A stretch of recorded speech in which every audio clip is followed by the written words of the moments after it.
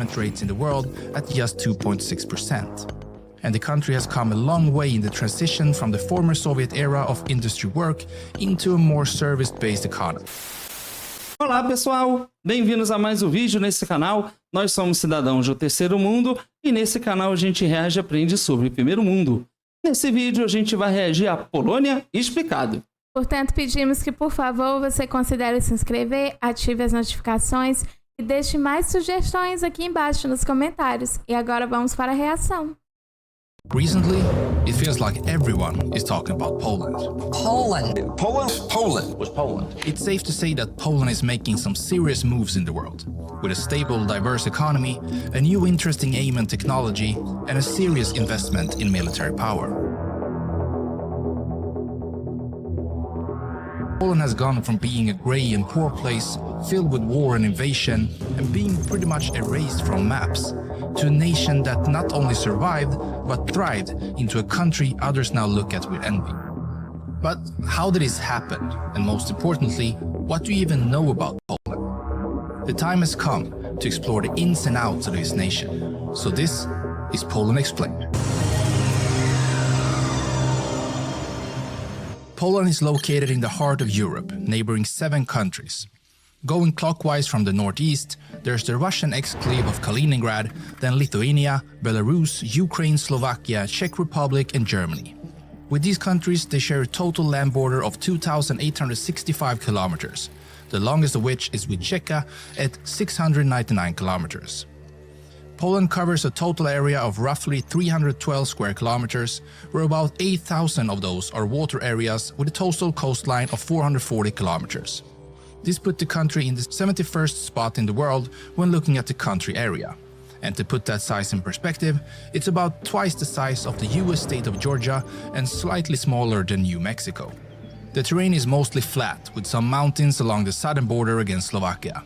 And this is also where we find the highest point of the nation, Ruzy, which stands at 2,499 meters. The lowest point is on the complete opposite side near Razgi El Blaski and is actually at a -2 meters. The largest lake is Lake Snidarvi, while the largest body of water when looking at the full size is the lagoon that is shared with Germany. On the Polish side, it's called Zalew Przeworski, while it's called Stettiner Haff on the German side. The longest river is Wisla with 1,213 kilometers and is shared with both Belarus and Ukraine. About 30% of the country is covered in forests and 48% of agricultural lands, with some of the natural resources of Poland being just arable lands and also coal, sulfur, natural gas, copper and silver. The climate of the nation is temperate with cold, moderately severe winters and mild summers, whereas in most places the weather can occasionally reach high temperatures in the summer and low ones in the winter. But when looking at the average temperatures, it's still considering mild and moderate. The population is roughly 38 million people, which puts them at the 39th spot in the world, just below Canada. And most of these people live in either the northern coastal area in the city of Gdansk, the southern part and the city of Krakow, or in the cities in the central area such as Lodz and Warsaw. The last mentioned city is also the capital of the country and holds about 1.8 million people of the total population. The median age of this population is, like most European countries, kind of high, 41.9 years to be exact. And with that, they ranked at the 39th spot in the world. So clearly the majority of the population is in the age span between 15 and 64 years old. 14.53% is 14 or younger, while 20.6% is 65 years or older. Eu acho muito interessante porque aqui no vídeo falou o tamanho da população da Polônia e é um país que é grande, mas perto de outros ele ainda é pequeno. E que eu acho muito interessante é porque eu percebo que a maioria desses países que são de primeiro mundo, uma boa parte deles, eles não são países tão populosos. E mesmo assim, eles conseguem fazer coisas incríveis. Então, o tamanho do país não é uma desculpa para ele não conseguir fazer alguma coisa, porque esses países mostram justamente o contrário, que eles são pequenos, porém eles conseguem coisas muito grandes, né? Sim, inclusive eles conseguem se destacar diante muito... eles conseguem se destacar se a gente fizer comparações a outros países. Eu posso tranquilamente falar sobre o nosso país, que é muito grande, tem uma população muito grande também, a gente não consegue ter metade do desenvolvimento que a Polônia tem, por exemplo. Então isso realmente é impressionante, porque a questão do tamanho aqui não é desculpa para impedir o crescimento e desenvolvimento de um país. Sim. Now, the population growth rate isn't something Poland does very well, as they have one of the lowest growth rates in the entire world. In 2023, this number is estimated to be a negative 0.28%, meaning the population actually shrinks instead of grows. One reason for this might be the low birth rate of the country, which is just 8.31 births for every 1,000 population, or to simplify even further, 1.41 children born for every woman in the country. Another reason might be the high death rate of the country, which is 10.75 deaths per 1,000 population, the 27th highest in the world. Why that is, it's hard to say. Perhaps it's because the government focuses on other areas than health, as they spend roughly 6.5% of the country's GDP on health-related matters. Or perhaps it has something to do with the country's love for alcohol. A study from the World Health Organization found that the Polish people on average consume around 11 liters of pure alcohol per year, which roughly translates to 120 bottles of wine.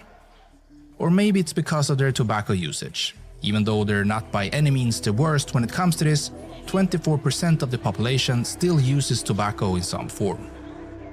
But it's most likely not an overweight issue, as this isn't a major concern in the nation, although it's also growing, as it does in many parts of the world. And considering all this, the Polish people still have a fairly decent life expectancy at 79 years, an age that puts them at the 67th spot in the world. When it comes to educating its population, Poland usually spends around 5% of its GDP on this matter. And since 2019, they've been closing in on this 5% again after a couple of years of spending closer to 4%.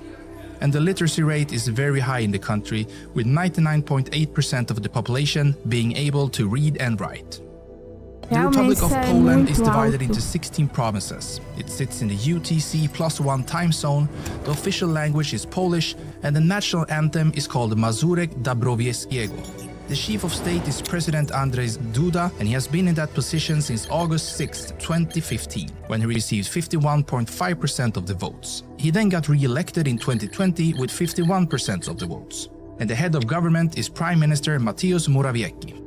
The flag of Poland consists of two stripes of red and white, and their national symbol is a white-crowned eagle. The white on their flag is said to represent this eagle, while the red at the bottom is the field of the coat of arms. As mentioned at the start, Poland has a well-diversified economy that has proven to be a good concept for high growth, as it has been one of the most resilient economies in the European Union, even during tough times. Eu acho interessante porque aqui no vídeo falou que tem uma alta taxa de mortalidade, pode ser devido ao baixo número de investimento do PIB na saúde, mas é interessante porque é quase o mesmo valor que é investido na educação, mas a educação lá é de muita qualidade, porque a população quase inteira é alfabetizada. Então me chama a atenção esse ponto. Eu não sei quanto é no nosso país de pessoas alfabetizadas, mas eu acho que não é esse número, né? Eu também acredito que não, mas é muito interessante que, mesmo que seja investido uma porcentagem semelhante para a saúde e para a educação, eles ainda assim conseguem alfabetizar as pessoas que vivem lá, mas isso também acontece muito em decorrência de você botar a pessoa que estuda lá, ela sendo alfabetizada, ela tem uma possibilidade maior de ingressar na carreira de trabalho, por exemplo. E isso é bom para a economia do país, de certa maneira. Sim. And one of the key reasons to this almost constant growth is Poland's ability to figure out how to grow in various stages of their history. First of all, they managed to capitalize on the old communist legacy of industry, which they then used to attract investments from the West that helped them scale up and increase the production of goods within the country borders. This later made it possible to join the global economy of imports and exports by sending that goods to other nations and taking a profit in return. And now, most recently, they have shifted focus again into becoming a major player in the tech scene, something big tech is starting to notice. And as of 2022, companies like Google, Samsung, Facebook and Amazon all have established bases in Poland. When looking closer at actual numbers, and more specifically their purchasing power, Poland is ranked 19th in the world with roughly $1.6 trillion. And in GDP growth rate and GDP per capita, they sit around the 60th place in the world. Esse fator que ele menciona tecnológico é um ótimo exemplo do comentário que eu fiz, porque só há avanço econômico pelas políticas adotadas, políticas econômicas que o país adota, mas o país só pode adotar essas políticas econômicas e atrair outras empresas de tecnologia através de pessoas que tenham capacidade de fazer isso dentro do país. Então, realmente, há necessidade, sim, de fazer um certo investimento na área da educação para qualificar as pessoas e, assim, o governo poder implementar políticas econômicas que vão trazer desenvolvimento para o país. Verdade. E eu acho assim incrível como a Polônia tem conseguido se reinventar e está sempre, de alguma forma, melhorando a economia do país. E isso é uma coisa incrível, porque eles estão fazendo investimentos em várias áreas. And when looking at how much reserves of foreign exchange and gold Poland sits on, they're at the 21st spot in the world with a value of $166 billion. They have a labor force of about 18 million people, and yet one of the lowest unemployment rates in the world at just 2.6%. And the country has come a long way in the transition from the former Soviet era of industry work into a more service-based economy. And now, about 58% of the people work in the service industry. They export roughly $411 billion worth of goods each year, and import goods worth $380 billion, being the 20th strongest country in both exports and imports in the world. Their biggest partner in both imports and exports is Germany, which stands for about a fourth in both segments. So they're a strong economy and they continue to grow. But this hasn't always been the case, as Poland has been under heavy pressure throughout history and even got erased from the map for over 100 years.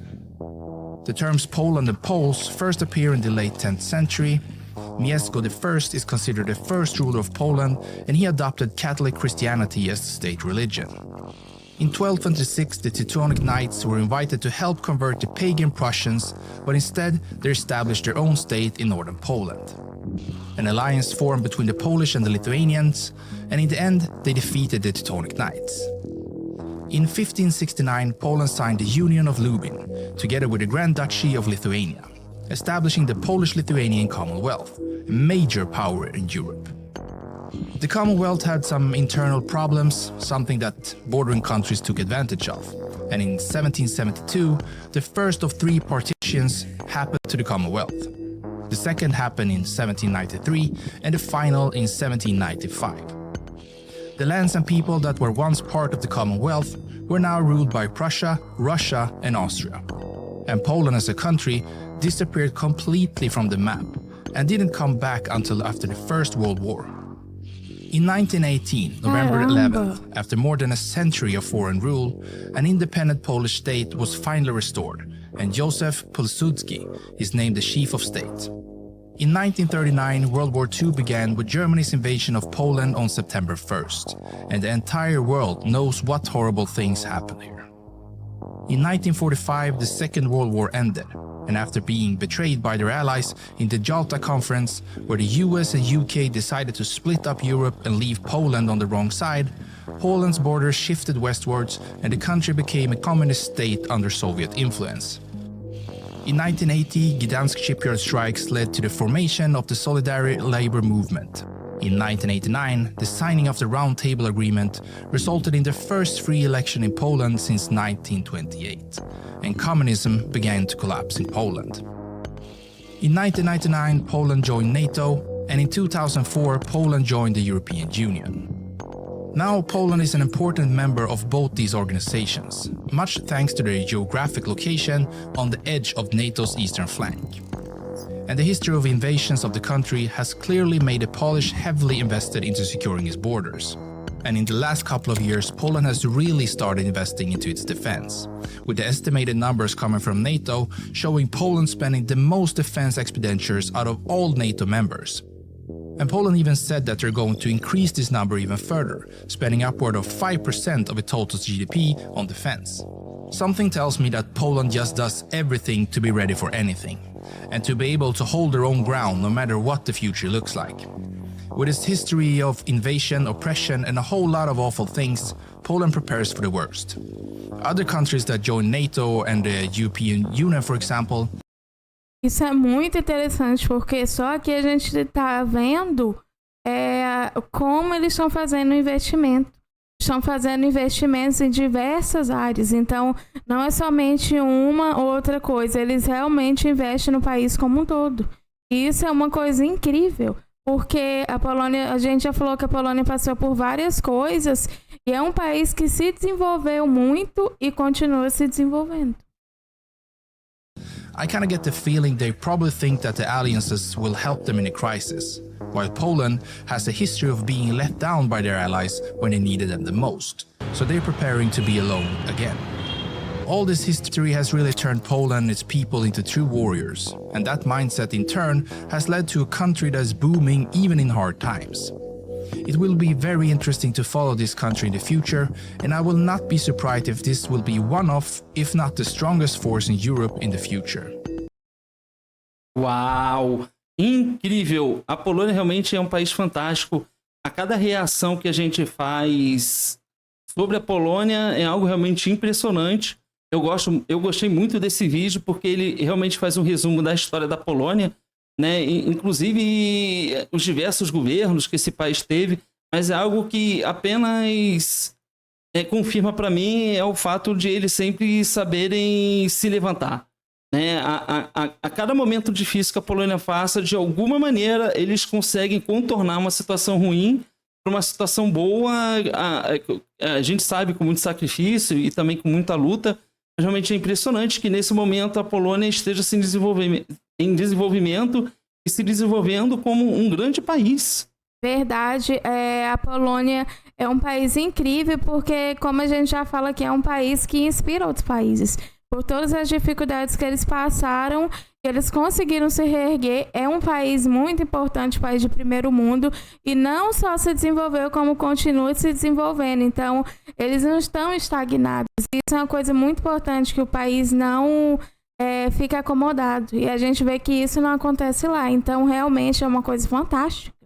É um país que serve de inspiração. Sim, sem dúvidas. Mas essa foi a reação desse vídeo. Portanto, aproveite a oportunidade, considere se inscrever no nosso canal, clique no gostei, compartilhe esse vídeo e faça mais sugestões nos comentários. Muito obrigada por assistir esse vídeo. Nos vemos na próxima reação. Tchau!